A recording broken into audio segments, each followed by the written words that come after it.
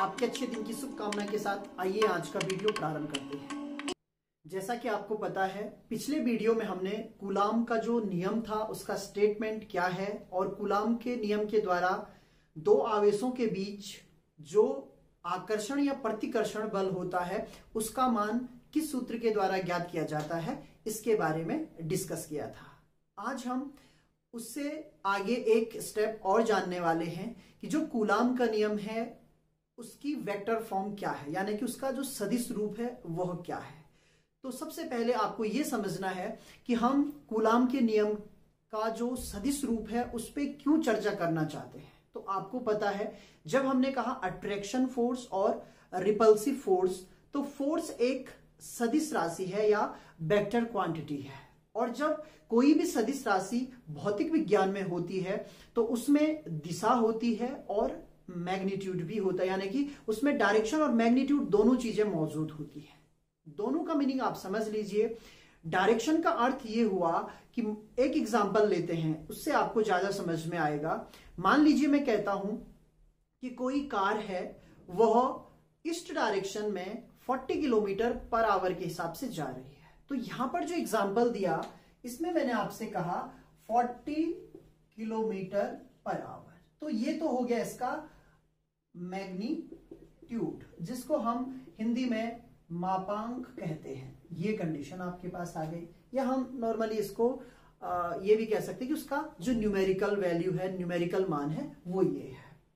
Right, हमने कहा east direction में, तो हमने एक पर्टिकुलर डायरेक्शन भी बताई, तो वो उसकी क्या है, डायरेक्शन है। तो जो सदिश राशि होती है उसमें दो चीजें होती हैं, एक मैग्नीट्यूड हो गया और दूसरी चीज क्या हो गई, डायरेक्शन हो गई।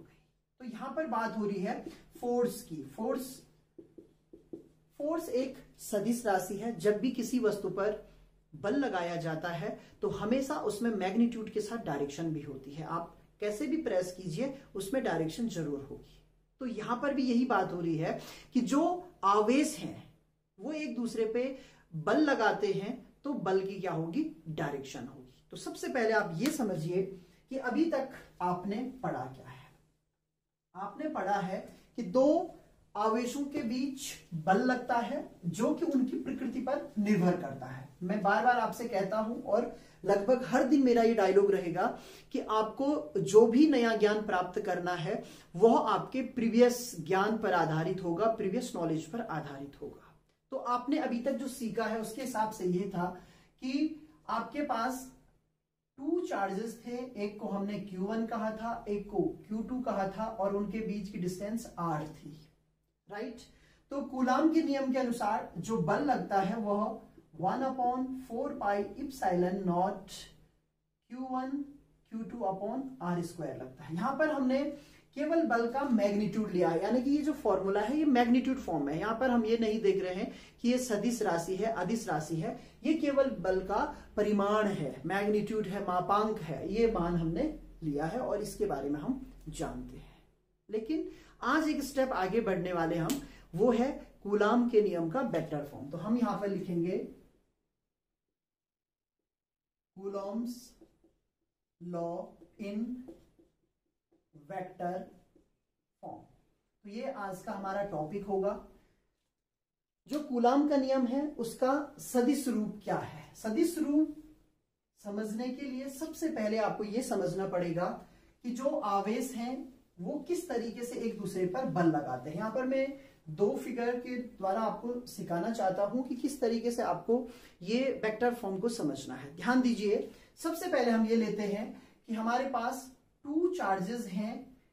एक है Q1 चार्ज जो कि A पोजीशन पर रखा है, और दूसरा है Q2 चार्ज जो कि B पोजीशन पे रखा है। दोनों के जो नेचर है वो पॉजिटिव नेचर है। ध्यान दीजिए, यहां पर एक और चीज आपको समझाना चाहता हूं कि जो बोर्ड है, बोर्ड में मैं आपको ज्यादा से ज्यादा समझाने का प्रयास कर रहा हूं। यदि मैं बोर्ड पर बहुत ज्यादा लिखने की कोशिश करूंगा तो ये एक बुक का नॉलेज हो गया। यहां पर वीडियो आपको दिखाने का मकसद भी यही है कि आपको जो टॉपिक दिए गए हैं उन टॉपिक्स की समझदारी बढ़े, आप खुद सीखें कि इसमें किस तरीके का लॉजिक है, किस तरीके से इसको अंडरस्टैंड करना है। यदि मैं इसमें बहुत ज्यादा लिखने लग गया तो फिर तो ये एक बुक लिखने वाली बात हो गई।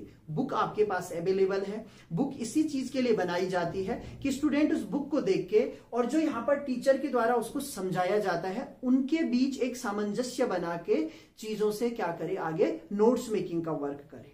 एक और काम करेंगे, यदि नोट्स मेकिंग में आपको प्रॉब्लम हो रही है तो वो सारी चीजें भी मैं आपको अवेलेबल कराऊंगा। कोशिश करेंगे कि जो आज मैं पढ़ाऊंगा वो नोट्स आपको कल के वीडियो के स्टार्टिंग में दे दिए जाएं, यानी कि आपको क्या क्या लिखना है वो सब कल के वीडियो के स्टार्टिंग में आपको मिल जाएगा। तो यहाँ पे कोशिश कीजिए, मैक्सिमम आपको ध्यान देना है कि फिजिक्स को आपको समझना है। ये बहुत शानदार सब्जेक्ट है, अगर समझदारी आपकी बढ़ जाती है तो आपको बिल्कुल भी प्रॉब्लम नहीं होगी। तो बहुत सारी छोटी छोटी चीजें हैं जो हो सकता है आपके मन में आ रही हों कि यार हमें नोट्स नहीं मिल रहे हैं, तो ये सारी चीजें नोट्स ही हैं। आप ध्यान देके समझिए कि मैं बोल क्या रहा हूं, वो सारी चीजें लिखनी होती है, मैं वो बताऊंगा भी आपको। तो यहाँ पे देखिए दो हमारे पास आवेश हैं, +Q1 और +Q2, जो कि मैंने दो पोजीशन पे रखे हैं, A और B। तो इसको ऐसे ही लिखा जाता है कि माना दो बिंदु आवेश +Q1 और +Q2 हैं जो कि A और B स्थिति में रखे गए हैं, उनके बीच की जो दूरी है वो R है, यानी कि सारी कंडीशंस हम उसी तरीके की ले रहे हैं, ये आपको पता लग चुका है। तो अब यहां पे क्या हुआ, हम बल की बात कर रहे हैं, आज हम बल का वेक्टर रूप पढ़ने वाले हैं। तो हमने पॉजिटिव चार्ज लिया है, जब ये वाला आवेश इस पर फोर्स लगा, यानी कि Q1 जब Q2 पर फोर्स लगाएगा तो उसकी डायरेक्शन होगी बाहर की तरफ, और इसको हम नाम देंगे F21। ये भी समझ लीजिए नाम ऐसा क्यों दिया, F माने फोर्स 2 पर लग रहा है, किसके कारण, 1 के कारण। फोर्स ऑन, यहां पे मैं इंग्लिश में लिख रहा हूं, force on Q2 due to Q1। ये आपके पास कंडीशन हो गई। हम किस पे फोर्स निकाल रहे हैं, फोर्स निकाल रहे हैं Q2 पर, और किसके कारण निकाल रहे हैं, Q1 के कारण। उसको नाम दिया 2-1, बहुत इजी है क्योंकि 2 पे फोर्स लग रहा है, किसके कारण, 1 के कारण। यहां तक समझ में आ गया होगा। सिमिलरली यदि मैं फोर्स देखूं इस पे, तो इस पे नाम दिया जाएगा 1-2। अब क्यों दिया, फोर्स लग रहा है किस पे, फोर्स ऑन Q1, सेम लिखेंगे ड्यू टू क्या हो जाएगा, Q2 के कारण इस पे फोर्स लग गया। यहां तक समझ में आ गया, अच्छे से समझ में आ गया होगा। आगे आपको अब डायरेक्शन दिखानी है। डायरेक्शन ये भी है, आप लिख सकते हैं B से बाहर की ओर, A से बाहर की ओर। एक तो ये तरीका हो गया। रिपल्सिव फोर्स है तो रिपल्सिव फोर्स में आपको डायरेक्शन ध्यान रखनी होती है, इस पे जो फोर्स लगेगा वो बाहर की ओर लगेगा, इस पे भी जो फोर्स लगेगा वो बाहर की ओर लगेगा। अब यहाँ पे आपको क्या करनी है, डायरेक्शन देनी है। डायरेक्शन के लिए हम यूनिट वेक्टर यूज करते हैं। यहां पे यूनिट वेक्टर किस तरीके से लिखा जाएगा, देखो ये जो डायरेक्शन है जिसे मैंने कहा B से बाहर की ओर, ये डायरेक्शन की बात हो रही, B से बाहर की ओर, तो ये डायरेक्शन को हम ये भी तो कह सकते हैं A से B की ओर, ये भी तो बोला जा सकता है B से बाहर की ओर, या इसे ये भी तो कहा जा सकता है A से B की ओर। भाई डायरेक्शन है ना, वो यहां से कहां लग रही है, उस डायरेक्शन में। यहां ध्यान दीजिए, यहां से इस तरफ, तो इसे कहा जाएगा A से B की ओर। A से B की ओर दिखाने के लिए हम यहां पर लिखते हैं 1-2। अब ये बहुत इंपॉर्टेंट है, देखिए फोर्स को तो हमने नाम दिया है 2-1 क्यों दिया, इसीलिए मैं इस पे ज्यादा टाइम दे रहा हूं आपको समझने के लिए। 2-1 क्यों दिया, क्योंकि फोर्स लग रहा है Q2 पर Q1 के कारण, इसलिए लिखा 2-1। और यहां पे 1-2 क्यों लिखा, क्योंकि डायरेक्शन एक से दूसरे की तरफ है। देखिए ये पहला है, पहले से किसकी तरफ है, दूसरे की तरफ है। समझ में आ गया होगा। और ये यहां पे हमने क्या यूज किया है, यूनिट वेक्टर यूज किया है, यानी कि इसको हम क्या कहते हैं, एकांक सदिश। यहां पे मैं लिख देता हूं एकांक सदिश, राइट, जिसको हम कहते हैं यूनिट वेक्टर। तो ये आपके पास कंडीशन हो गई, ये समझ में आ गया। अब दूसरा बहुत इजी है, इसके लिए अगर मैं डायरेक्शन देखूं, यानी कि ये जो डायरेक्शन लगाई वो किसके लिए है, इसके लिए है। ये जो डायरेक्शन लगाई वो किसके लिए है, इसके लिए। तो इसके लिए डायरेक्शन क्या आ जाएगी, 2-1। तो मुझे लगता है कंफ्यूजन नहीं होना चाहिए, क्योंकि बहुत अच्छे से समझाने की कोशिश की गई है। फोर्स 2 पर है 1 के कारण, इसलिए F21 लिखा है। डायरेक्शन 1 से 2 की तरफ है उसकी, तो इसलिए 1-2 लिखा है। इसके लिए ये डायरेक्शन है। और F12 फोर्स 1 पे लगा है 2 के कारण, और उसके लिए डायरेक्शन है 2-1। यहां तक समझ में आ गया। अब हम कूलाम के नियम का प्रयोग करेंगे। हम जानते हैं कि जो फोर्स होगा, चाहे हम इस पे फोर्स निकालें चाहे इस पे फोर्स निकालें, जो फोर्स का मान होगा दोनों में, मैग्नीट्यूड फॉर्म में लिख रहा हूं, दोनों पे जो फोर्स होगा उसकी वैल्यू होगी F is equals to 1/4 pi epsilon naught Q1 Q2 upon R square. यहाँ पे ध्यान दीजिए मैं क्या कह रहा हूं, ये जो मैंने मान लिखा है मैंने अभी वेक्टर फॉर्म में नहीं लिखा है, ये फॉर्मूला हमने पिछले वीडियो में पढ़ा था और कूलाम का नियम है, इसीलिए मैंने कहा है कि अब आपको केवल कूलाम के नियम की एप्लीकेशन करनी है। तो ये कहता है कि जो फोर्स लगता है वो लगता है 1/4 pi epsilon naught Q1 Q2 upon R square, यानी कि दोनों एक दूसरे पर बराबर फोर्स लगाते हैं और उसका मान ये है। लेकिन वेक्टर फॉर्म आने के कारण फोर्स अलग अलग हो जाएंगे। अब आप कहेंगे मैग्नीट्यूड सेम है, 10 न्यूटन का बल, यहां पे एग्जांपल ले लेते हैं, 10 न्यूटन का बल, लेकिन ये लग रहा है ईस्ट डायरेक्शन में, 10 न्यूटन का बल और ये लग रहा है वेस्ट डायरेक्शन में। तो यहां पे देखिए डायरेक्शन का अंतर है, पूर्व दिशा में लग रहा है, पश्चिम दिशा में लग रहा है। बल के जो मैग्नीट्यूड है वो बिल्कुल बराबर है लेकिन डायरेक्शन अलग है, इसलिए भौतिक विज्ञान में इन दो बलों को अलग अलग बल कहा जाएगा। हम कहेंगे सेम मैग्नीट्यूड अपोजिट डायरेक्शन। समझ में आ गया? तो दोनों बल अलग अलग हैं। तो जब हम पहले बल की बात करेंगे उससे लिखा जाएगा F12। ध्यान दीजिए यहां पे लिखा हुआ है, अच्छे से देखिए, F12 is equals to 1/4 pi epsilon naught Q1 Q2 upon, अब यहां पे R आएगा, उसका वेक्टर फॉर्म आएगा, यहां पे मॉड ऑफ लिखा जाएगा और स्क्वायर लिखा जाएगा। जो ये R है, जब हम किसी भी वेक्टर का इस तरीके से लिखें तो इसको मॉड ऑफ बोलते हैं। क्या बोलते हैं? मॉड ऑफ, या मापांक ऑब्लिक, इसको परिमाण भी कहते हैं। इतने नाम मैंने आपको बता दिए हैं, सारे नाम आप ध्यान रखिए। और उसका हमने क्या कर दिया? स्क्वायर कर दिया है। और अब डायरेक्शन भी आएगी, तो देखिए डायरेक्शन F12 ये है, इसके लिए डायरेक्शन ये वाली है, तो यहां पे आप लिखने वाले हैं 2 1, और यहां पे ये यूनिट वेक्टर है तो यूनिट वेक्टर के ऊपर कैप लगती है, इक्वेशन नंबर 1। समझ में आ गया होगा बहुत अच्छे तरीके से। आप इसको रिकैप कीजिए अपने दिमाग में, नहीं समझ में आया तो एक बार खुद फिगर ड्रॉ कीजिए और फिर समझने की कोशिश कीजिए। ऐसे ही F21 का जो मान होगा ये, तो ये हो जाएगा 1/4 pi epsilon naught Q1 Q2 upon, यहां भी R ही आएगा और ये स्क्वायर हो जाएगा R। अब देखिए F21 यहां से उधर की तरफ है, इसके लिए यूनिट वेक्टर क्या आएगा? 1 2 आएगा और इक्वेशन नंबर 2। इसमें कंफ्यूजन नहीं करना है, क्योंकि मुझे पता है जो जब हम क्लासरूम टीचिंग करते हैं तो बच्चों की जो सबसे बड़ी दिक्कत होती है वो यहाँ पे होती है। यहाँ 1 2 लिखा है, यहाँ 2 1 लिखा है, बहुत इजी है भाई। 1 2 क्यों लिख रहे? 1 पे फोर्स, 2 के कारण, डायरेक्शन 2 से 1 की तरफ, कोई दिक्कत नहीं, इतना कुछ फिगर में बनाया हुआ है। और सिमिलरली एक और बात आपको बताना चाहता हूं, बहुत सारी बातें बीच बीच में आ रही हैं, ये छोटे छोटे की पॉइंट्स हैं मेरी तरफ से अच्छी पढ़ाई करने के लिए, एक अच्छे तरीके से समझने के लिए। वो ये है कि जो भी ये फिगर्स बनाई जाती हैं फिजिक्स में, वो फिगर अपने आप में सब चीज बता देती है आपको क्या लिखना है, कैसे करना है, कैसे आपका डेरिवेशन आगे बढ़ेगा। तो हमारा डेरिवेशन ऐसे आगे बढ़ चुका है। जो इक्वेशन नंबर 1 और 2 है, मैग्नीट्यूड के हिसाब से मैंने कह दिया वो बराबर हैं, लेकिन यहां पर जब हमने डायरेक्शन लगा दी है तब उन दो बलों को हम बराबर बल नहीं कह सकते। अब क्या होगा, यहां ध्यान दीजिए, यहां पर एक और चीज आपको समझनी है, वो ये समझनी है कि जो यूनिट वेक्टर मैंने आपको बताया, यूनिट वेक्टर का मतलब भी पता होगा, कक्षा 11वीं का कॉन्सेप्ट है। एकांक सदिश का मतलब होता है उस सदिश का जो परिमाण है, मैग्नीट्यूड है, वो 1 होता है, लेकिन डायरेक्शन एक ओरिजिनल वेक्टर की डायरेक्शन में होती है। तो यहां पे होगा क्या कि जो 1 2 कैप है और R21 कैप है, ये एक दूसरे के बराबर होंगे, लेकिन क्या होंगे? अपोजिट होंगे। ध्यान दीजिए, ये इक्वेशन बनेगी, इक्वेशन नंबर 3 बोल सकते हैं हम इसको। क्या बनेगी? R12 is equals to minus R21।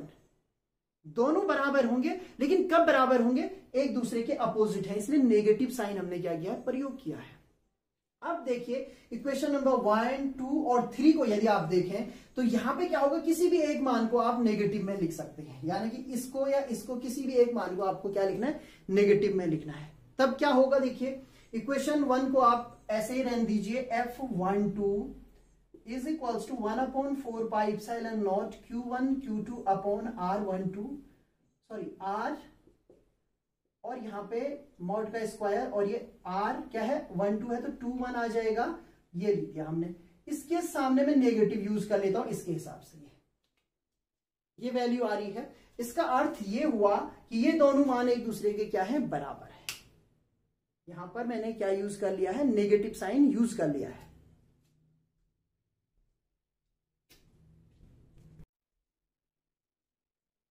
अब यहां पर ध्यान दीजिए, जो इक्वेशन नंबर 1 है, इक्वेशन नंबर 2 है और इक्वेशन नंबर 3 है, यानी कि ये जो तीनों इक्वेशंस हैं इनसे हम एक रिजल्ट निकाल सकते हैं। इसमें आप एक चीज ध्यान दीजिए कि जो R12 का मान है वो किसके बराबर है, माइनस R21 के बराबर। तो इसमें से किसी भी एक मान को आप चेंज कर दीजिए। तो देखिए जो पहली इक्वेशन है इसे ऐसे ही रहने देते हैं। जो दूसरी इक्वेशन है इसमें मैं चेंज करना चाहता हूं। क्या चेंज करना चाहता हूं, यहां देखिए F21 is equals to 1/4 pi epsilon naught Q1 Q2 upon R mod square. यहां तक तो सही है। यहां पे क्या आया है, R12 आया है। इस इक्वेशन में देखिए R12 जो कैप है उसको मैं क्या लिख सकता हूं, माइनस R21 ऐसा लिख सकता हूं, बिल्कुल लिख सकता हूं। इक्वेशन नंबर 3 ये है। अब ये देखिए जो हमारी इक्वेशन नंबर 2 है वो क्या बन चुकी है, ये बन चुकी है। इक्वेशन नंबर 1 और इस इक्वेशन को देखिए, चलो इसको नाम दे देते हैं इक्वेशन नंबर 4। तो आप ध्यान देंगे इक्वेशन नंबर 1 और 4 दोनों के दोनों बराबर है। देखिए यहां से लेकर यहां तक की वैल्यू, यहां से लेकर यहां तक की वैल्यू दोनों में बराबर है। 1/4 pi epsilon not 1/4 pi epsilon naught Q1 Q2 और ये बराबर है। ये वाली चीज भी बराबर है, लेकिन एक क्या है, नेगेटिव साइन है। इसका अर्थ ये हुआ कि F12 is equals to minus F21 हो रहा है, क्योंकि उसमें नेगेटिव साइन क्या होगा, कॉमन आ जाएगा। जो नेगेटिव हमने यहां लिखा हुआ है, ध्यान दीजिए ये नेगेटिव आप यहां भी लिख सकते हैं, बाकी यहां से लेकर यहां तक की वैल्यू बिल्कुल वही है। तो इसका अर्थ ये हुआ कि जो F12 है वो किसके बराबर हो जाएगा, माइनस F21 के बराबर हो जाएगा। बहुत बड़ी बात निकल के आई है। जो कूलाम का नियम है उसका वेक्टर फॉर्म यही है। वेक्टर फॉर्म ये थे, हमने वेक्टर फॉर्म में डायरेक्शन लिखी, बाकी कुछ नहीं किया, लेकिन वहां से ये रिजल्ट आ गया है। ये रिजल्ट बहुत से बार पूछा गया है प्रूव करने के लिए। Prove that two forces are equal to each other and opposite if both charges are same. चाहे वो नेगेटिव केस हो, यहीं पे आप नेगेटिव चार्जेस भी ले सकते हैं, मैंने पॉजिटिव लिया, आप सेम नेगेटिव लो, डायरेक्शंस यही उल्टी कर देनी, एक इधर की होगी एक इधर की होगी, डिट्टो आप कर सकते हैं। ये प्रूव करने के लिए आता है। एक दूसरी कंडीशन ये आती है, इसी में एक और रिजल्ट भी पूछा जाता है और इससे काफी क्वेश्चन बनते हैं। तो 20-20 में आपको बहुत सारी छोटी छोटी चीजें बताई जा रही हैं, वो भी आप ध्यान दें। F12 plus F21 is equals to 0, ये वेक्टर फॉर्म है। ये भी एक रिजल्ट ये है, एक रिजल्ट ये है, both are very important result. F12 plus F21 is equals to 0 कभी कभी ऐसे आ जाता है इसी तरीके का कि ये दोनों का मान क्या है, 0 है। तो ये क्या स्टैंड कर रहे हैं, क्या बता रहे हैं, इसका अर्थ ये होता है कि जो दो बल हैं वो दोनों एक दूसरे के बराबर हैं और अपोजिट हैं। Both forces are equal and opposite to each other. तो यहां पे न्यूटन का जो थर्ड लॉ है वो कहता है every action has equal and opposite reaction. प्रत्येक क्रिया के लिए एक प्रतिक्रिया होती है। यहां पर भी वही हो रहा है। जो सिस्टम है वो सिस्टम एक संतुलन में है, एक दूसरे पर बराबर बल लगा रहे हैं। तो कूलाम के नियम का वेक्टर फॉर्म जो है उससे एक रिजल्ट ये प्रूव होता है और एक रिजल्ट ये प्रूव होता है। तो अच्छे से ये समझ में आ गया होगा। अब आगे हमें क्या करना है, हमने वेक्टर फॉर्म देखी, यहां पे हमने जो Q1 और Q2 की पोजीशन थी हमने ध्यान नहीं दिया ये कहां है। जब हम सदिश पढ़ते हैं तो सदिश में हम ये भी देखते हैं कि जब कोई बिंदु लिया जाता है तो उस बिंदु का एक स्थिति सदिश होता है जिसे हम पोजीशन वेक्टर कहते हैं। तो स्थिति सदिश के रूप में अगर हमें कूलाम का नियम बताना हो या उसका फॉर्मूला बनाना हो तो क्या होगा, तो बड़ा इंपॉर्टेंट है, अब उसे जानते हैं। नेक्स्ट टॉपिक है coulombs law in position vector form, यानी कि जो कूलाम का नियम है उसको हमें पोजीशन वेक्टर फॉर्म में व्यक्त करना है। किस तरीके से व्यक्त किया जाएगा, अभी मैंने आपको जो टॉपिक पढ़ाया है अगर आपकी समझ में वो आ गया है तो वही टॉपिक आपको यहां पे डिट्टो करना है, थोड़ा सा चेंजेस करने हैं, वो मैं आपको बता रहा हूं। सबसे पहले देखिए, यदि हमें पोजीशन वेक्टर फॉर्म में लिखना है तो सबसे पहले एक फ्रेम ऑफ रेफरेंस लेना पड़ेगा। तो मान लीजिए जो फ्रेम ऑफ रेफरेंस है वो है XOY। Let XOY be a frame of reference. एक फ्रेम ऑफ रेफरेंस है जिसका नाम है XOY, राइट। 2 डायमेंशनल सिस्टम मैंने लिया है, आप इसको 3 डायमेंशनल सिस्टम में भी ले सकते हैं। अब यहां पे देखिए हमारे पास 2 पोजीशन है। पहले मैं कुछ बेसिक चीज आपको बताता हूं। एक पोजीशन है A और दूसरी पोजीशन है B, right? That means 2 points A and B are in the XY plane, right? ये दोनों किसमें है? XY प्लेन में है और उनकी पोजीशन फिलहाल A और B है। तो हम जो पोजीशन वेक्टर ड्रॉ करते हैं वो ओरिजिन से ड्रॉ किया जाता है यहां तक। तो एक वेक्टर ये हो गया, इसका नाम हो गया फिलहाल OA। क्या हो गया? OA। यहां पे लिखता हूं OA, और OA इज इक्वल्स टू हम नाम दे रहे हैं R1। तो यहां पे वेक्टर का नाम है R1। OA भी आप कह सकते हैं, लेकिन हमने उसको और छोटा किया और नाम लिख दिया R1। कक्षा 11 के कॉन्सेप्ट है, थोड़ा सा सीख लेते हैं। ऐसे ही B की पोजीशन है OB, इसको वेक्टर फॉर्म में कहा जाएगा। आप वेक्टर लगाएंगे यहाँ पे, और इज इक्वल्स टू R2, इसको मैं वेक्टर नाम दे रहा हूं, राइट? तो ये आपके पास कंडीशन आ गई। बाकी सारा का सारा काम हम वही करने वाले हैं जो इससे पहले टॉपिक में किया था। आसान बनाइए, टफ नहीं।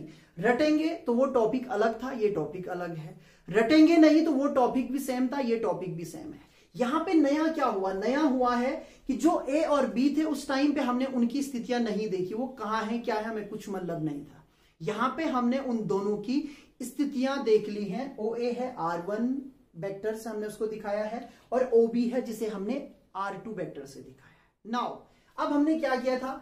इस स्थिति में रखा था Q1 और इस स्थिति में क्या रखा था? Q2। तो बिल्कुल ऐसे ही रखते हैं और उसके बाद इन दोनों को मिला देते हैं। कोई दिक्कत तो नहीं है। ये Q1 है और ये क्या है? Q2 है। यही तो कंडीशन है आपके पास। एक जगह पे Q1 है और एक जगह पे क्या है? Q2 है।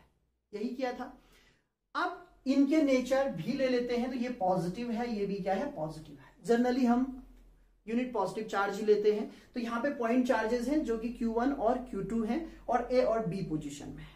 सारा वही याद रखिए। यहां पे नया क्या हुआ? नया ये हुआ कि जो A और B है, या जो Q1 Q2 है, इनके बीच की जो डिस्टेंस है वो हमें पता नहीं है।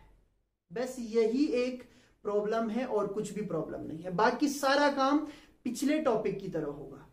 तो ये डिस्टेंस कैसे फाइंड की जाती है, इसीलिए मैंने कहा वेक्टर एनालिसिस का अगर आपको अच्छा नॉलेज है तो आप आसानी से कर सकते हैं। यदि आप AB देखें, यानी कि आप A to B वेक्टर देखें, तो इसको कहा जाता है OB माइनस OA, राइट?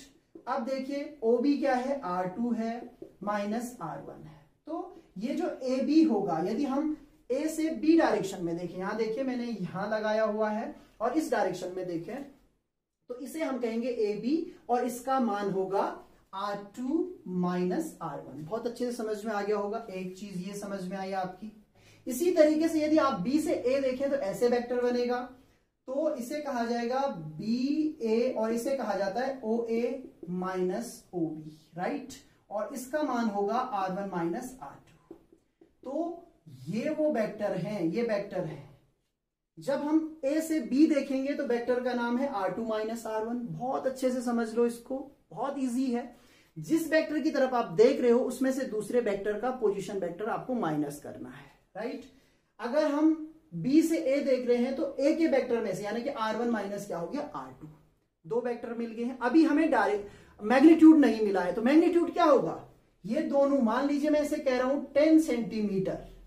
बार बार मैं आपको समझाने के लिए न्यूमेरिकल एग्जांपल ले रहा हूं। 10 सेंटीमीटर ये डिस्टेंस है, तो भाई आप चाहे A से B नापें तब भी 10 सेंटीमीटर ही आएगी, B से A नापें तब भी 10 सेंटीमीटर आएगी, या कुछ और आएगी? 10 सेंटीमीटर ही आएगी, बिल्कुल 10 सेंटीमीटर आएगी। तो इसका अर्थ ये हुआ कि जो R1 माइनस R2 है इसका मॉड, और R2 माइनस R1 है इसका मॉड एक दूसरे के बराबर होगा, और यही वो डिस्टेंस है बिटवीन A एंड B और Q1 एंड Q2, राइट? समझ में आया मैंने क्या कहा? हमें डिस्टेंस की रिक्वायरमेंट थी, डिस्टेंस हमें मिल चुकी है। वो है R1 माइनस R2 और R1 माइनस R2 और R2 माइनस R1 का मॉड, और ये डिस्टेंस या तो AB के बीच है या Q1 Q2 के बीच है। तो एक बात हमें पता लग चुकी है।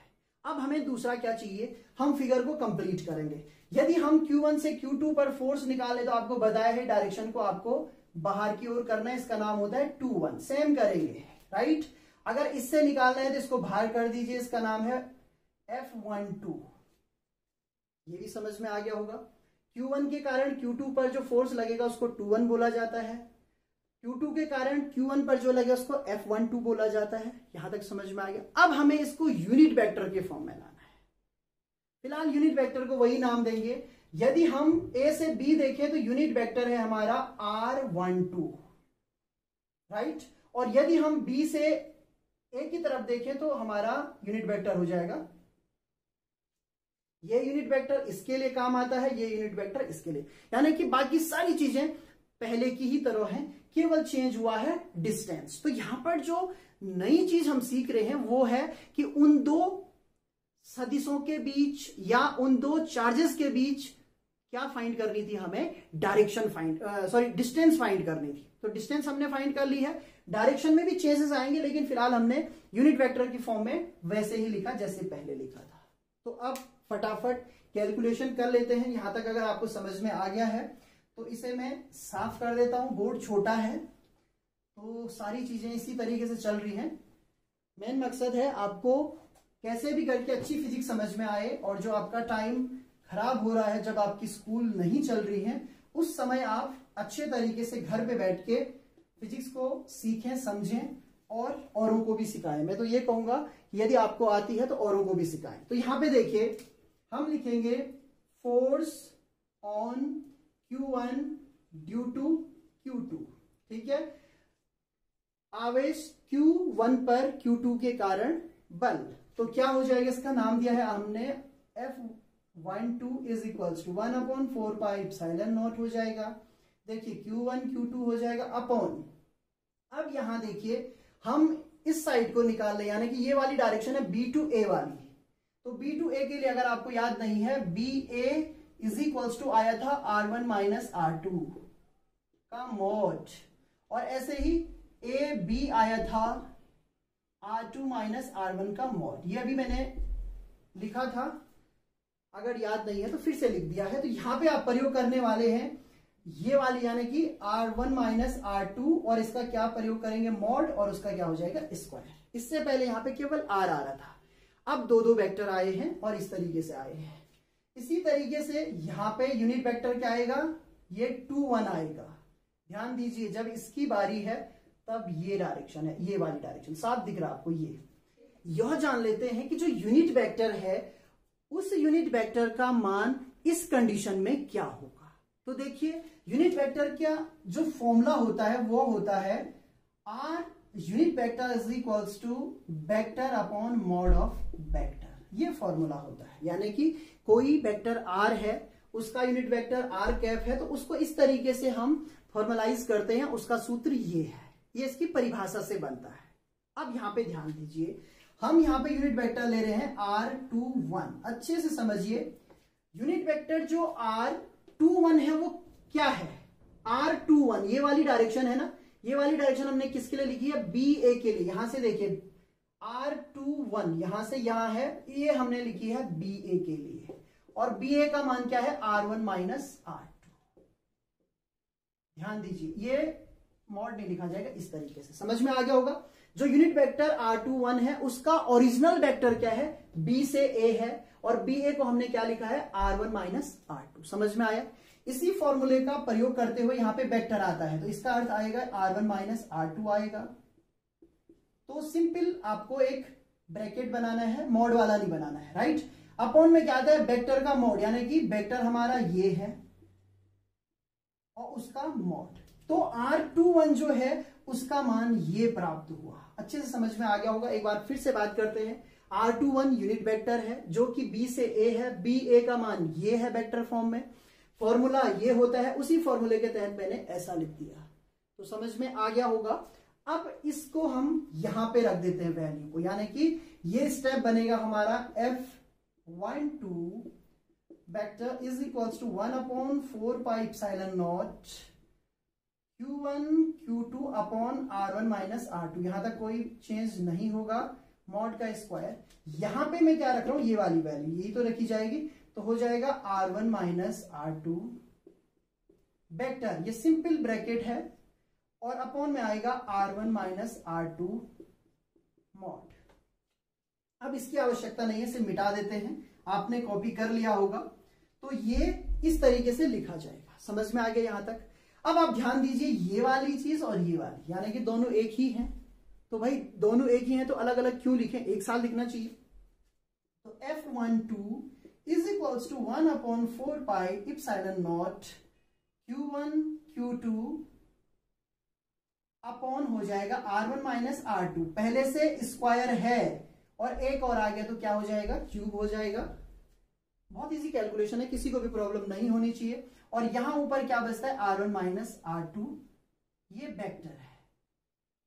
तो ये आपके पास वैल्यू आ गई सदिश वेक्टर के रूप में, यानी कि जो हमारे पास स्थिति सदिश के रूप में, यानी कि जो पोजिशनल वेक्टर है उसमें फॉर्मूला ये हो गया। बिल्कुल ये फॉर्मूला जो मैंने लिखा है, ध्यान दीजिए, ये फॉर्मूला भी वही है, सही है। ध्यान दो इनमें अंतर क्या है। ये फॉर्मूला है यूनिट वेक्टर के रूप में। किसके रूप में है, यूनिट वेक्टर के रूप में, यानी कि एकांक सदिश के रूप में। और ये वाला जो फॉर्मूला है ये सदिश के रूप में, यानी वेक्टर फॉर्म में। यहां पे एकांक सदिश नहीं आया है, दोनों में अंतर है। इसमें क्या आया है, नीचे स्क्वायर आया है, इसमें क्यूब आया है। यहां पे यूनिट वेक्टर आया है, यहां पे वेक्टर आया है। तो एक अच्छे समझ में आ गया होगा। सिमिलरली हम किसके लिए लिख देंगे, F21 के लिए लिख देंगे। अभी तक 1 2 चल रहा था, तो 1 अपॉन 4 पाई इप्सिलॉन नॉट क्या हो जाएगा, Q1 Q2। यहां देखिए, जब हम F21 की बात करेंगे तो नीचे चेंज हो जाएगा, R2 माइनस R1 आएगा, ये 1 आएगा यहाँ पे, इसका मॉड और क्यूब लिख लिया जाएगा। बहुत इजी है। और यहां ऊपर क्या लिखा जाएगा, R2 माइनस R1 वेक्टर। इसी की तरह लिखना है। एक आपको समझा दिया है, दूसरे को आप समझने की कोशिश कीजिए। मैं बार बार कह रहा हूं कि यदि आप रटने में विश्वास रखते हैं और सीधे उतारने में विश्वास रखते हैं तो फिर फिजिक्स आपके लिए नहीं है। ऐसे कर फिजिक्स नहीं पढ़ा जा सकता है। और यदि आप समझने में विश्वास रखते हैं तो आप चुटकी बजाकर फिजिक्स को समझ जाएंगे, आपको कुछ भी याद नहीं रखना पड़ेगा। ये पहली प्रोसेस मैंने आपको कंप्लीट बताई। दूसरी प्रोसेस कैसे होगी ये आप उसी तरीके से समझिए, उसी तरीके से कीजिए। तो ये 2 फॉर्मूले आपके पास आ चुके हैं। तो ये एक और रूप है कूलाम के नियम का, जहां पर हमने थोड़ा सा फॉर्मूले को चेंज कर दिया है और अब ये क्यूब में आ गया है, वेक्टर फॉर्म में आ गया है। यहां पर भी ये दोनों एक दूसरे के अपोजिट होते हैं, यानी कि बराबर हैं। देखिए यहां से लेकर यहां तक की वैल्यू बराबर है, R1 माइनस R2 और R2 माइनस R1। आपको मैंने इसीलिए कहा था 10 सेंटीमीटर है। एक दूसरे के बराबर ही हैं लेकिन अपोजिट है। अपोजिट है तो ठीक एक दूसरे के बराबर होंगे और नेगेटिव लग जाएगा। तो यहां से भी ये कंडीशन प्रूव हो जाती है, F12 is equals to minus F21 और वेक्टर्स। ये तो ये स्थिति सदिश रूप था जो कि मैंने आपको समझा दिया है।